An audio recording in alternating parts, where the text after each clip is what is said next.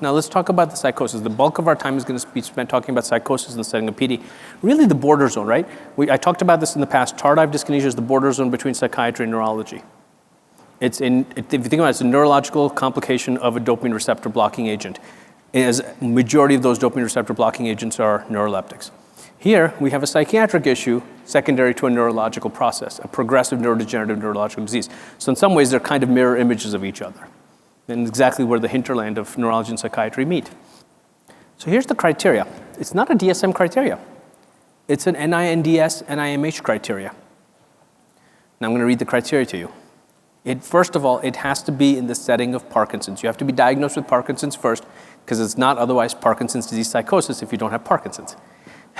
So symptoms, at least one of the following: hallucinations, delusions, illusions. That's different. Illusions are different. False sense of presence. You see shadows out of the corner of your eye.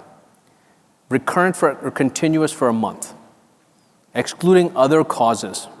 Alzheimer's, schizophrenia, major depression with psychosis, delirium. Okay? May be associated with insight, and you may still have dementia with Parkinson's disease. In other words, you can have Parkinson's disease with Parkinson's disease dementia and Parkinson's disease psychosis. But you cannot have dementia from Alzheimer's or another dementing process. Does that make sense? Because it's Parkinson's disease psychosis. And about half the people can have cognitive impairment, if not dementia, with it. So just because you have dementia doesn't exclude you, just so we're clear. So who develops psychosis? Well, the answer is anybody within the setting of Parkinson's. The true answer is anybody. Typically older individuals, people with more severity or longer duration.